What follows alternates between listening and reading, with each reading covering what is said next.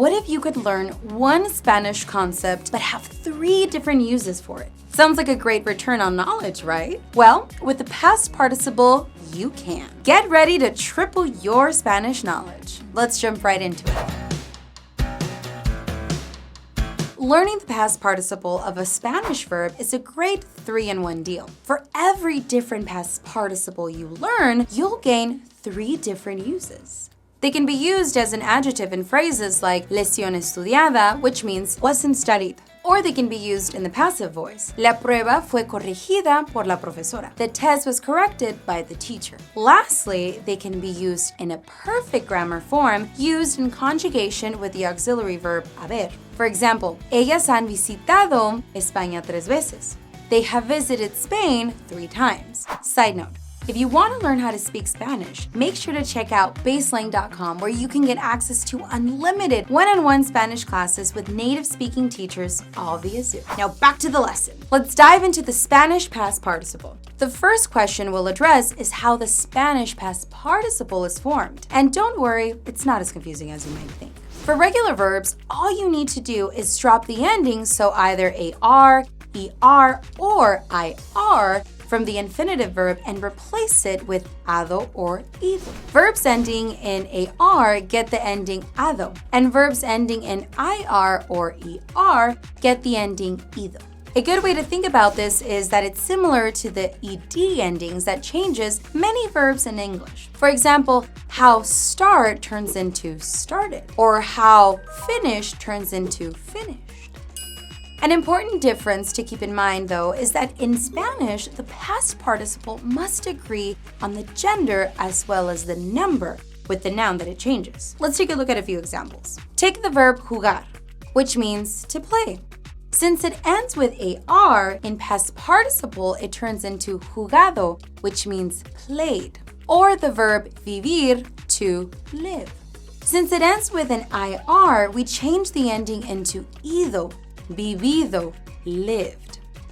And finally, for an example with an ER ending, let's take a look at the verb creer, which means to believe. In past participle, it turns into creído, believe.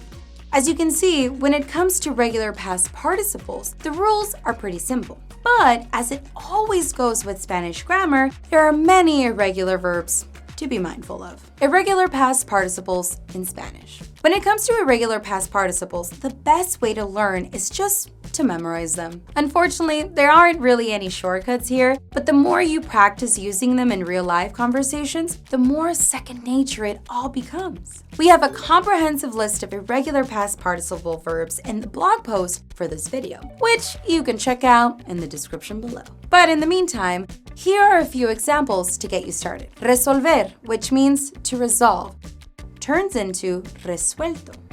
Morir, the Spanish word for to die, turns into muerto. Hacer, which means to do, turns into hecho. And ver, which means to see, turns into visto. As you can see, it might feel like there isn't any rhyme or reason. This is just one of those things that just gets easier the more you practice. Another interesting thing to note is that there are actually 3 Spanish verbs that have 2 appropriate participles, both a regular and irregular version. These are imprimir, which means to print. It turns into either imprimido or impreso, which both mean printed. There's also proveer, which means to provide. This one turns into proveído or provisto. And lastly, there's freír, which is Spanish for to fry. It can turn into both freído or frito. When it comes to these 3 special verbs, typically native Spanish speakers will go with the irregular option. Learning a lot? Great. Now be sure to hit that subscribe button to get more great lessons like this one. Next, let's talk about when to use the Spanish past participle. Okay, so now that we know how to identify and form the Spanish past participle, let's take a look at where and when to use it. To recap, we can use them as adjectives, in passive voice structures, as well as in perfect tenses. Let's take a deeper look at how these work. Spanish past participles as adjectives. In the majority of cases, past participle verbs are used as adjectives too, and because of that, they have to match both the gender and number of the word. For example, you would say, las ventanas están cerradas. The windows are closed. Or, a ella le encantan los huevos revueltos. She loves scrambled eggs. Spanish past participle plus passive voice. Passive voice is accomplished by combining past participle verbs with the verb ser, which means to be. You can use it when an action is described, and you can also introduce the doer of the action with the word por, which means by. To learn how to do this, let's first take a look at what ser looks like in the past tense.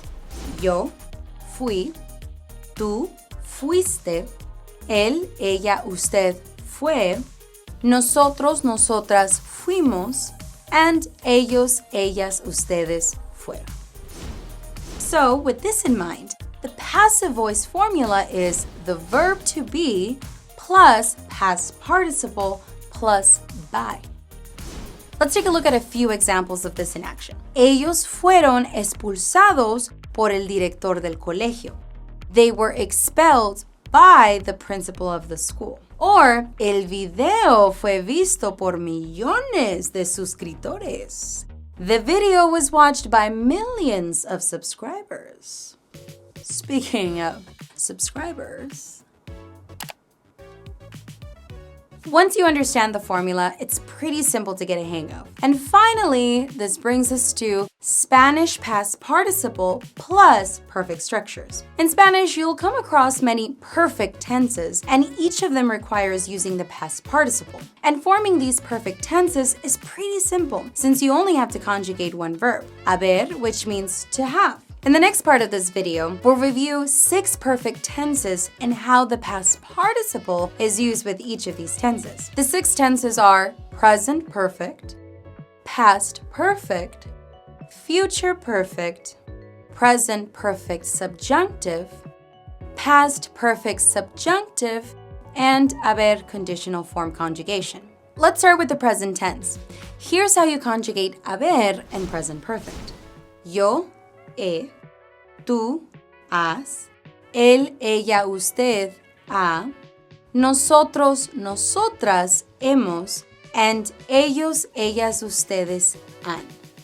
Now, to use the present perfect, all you have to do is remember this one simple formula. Subject plus haber, conjugated in the simple present tense, plus past participle. Now, let's go through a few examples to see it in action.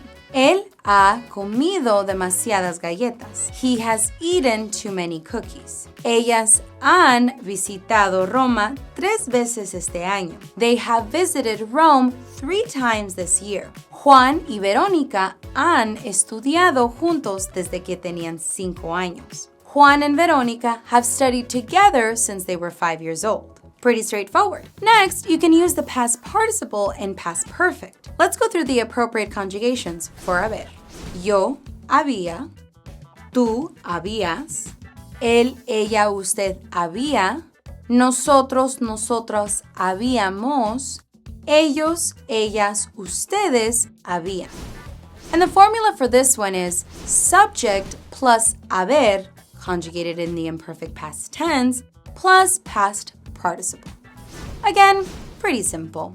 For example, you could say, él había bebido demasiadas cervezas. He had drunk too many beers. Or, Carolina había olvidado el cumpleaños de su papá. Carolina had forgotten her dad's birthday. Next, we have future perfect. As with the other 2 tenses, first we have to learn how to conjugate haber. Yo habré, tú habrás, él, ella, usted habrá, nosotros, nosotras habremos, and ellos, ellas, ustedes habrán. And to use the future perfect, you follow the formula subject plus haber, conjugated in the simple future tense, plus past participle.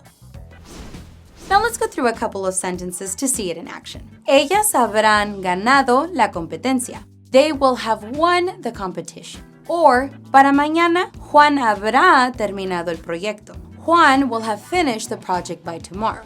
And there you have it. Next, we have the present perfect subjunctive, which covers I have, you have, he has, and so on. As with the other tenses, let's start by conjugating haber. Yo, haya. Tú, hayas. Él, ella, usted, haya. Nosotros, nosotras, hayamos. Ellos, ellas, ustedes, haya. To use the present perfect subjunctive, we simply conjugate haber in the present tense subjunctive and combine it with the past participle. Here's our formula. Subjunctive expression plus haber, conjugated in present tense subjunctive, plus past participle. An example of this in a sentence would be, dudo que Daniela haya hecho su tarea. I doubt that Daniela has done her homework. Or, estoy sorprendido de que hayan bailado anoche. I'm surprised that you all had danced last night. As always, we'll start by reviewing the appropriate conjugations for haber. Yo hubiera, tú hubieras, él, ella, usted hubiera, nosotros, nosotras hubiéramos, ellos, ellas, ustedes hubiera. The past perfect subjunctive is used to talk about hypothetical situations that are related to the past, and you can put these sentences together using the following formula. Subjunctive expression plus haber, conjugated in imperfect subjunctive, plus past participle. Let's look at a few examples. Mi familia esperaba que nosotros hubiéramos llegado a tiempo. My family hoped that we had arrived on time. Or, me molestó mucho que hubiera olvidado mi cumpleaños. It bothered me that she had forgotten my birthday. And finally, last but not least, we have the conditional form conjugation. This one is the form that means would have. Let's take a look at our haber conjugations first. Yo habría, tú habrías, él, ella, usted, eso habrían, nosotros, nosotras habríamos, ellos, ellas, ustedes habrían. And here's the formula. If plus haber in past perfect subjunctive plus past participle plus context plus haber in the conditional plus past participle.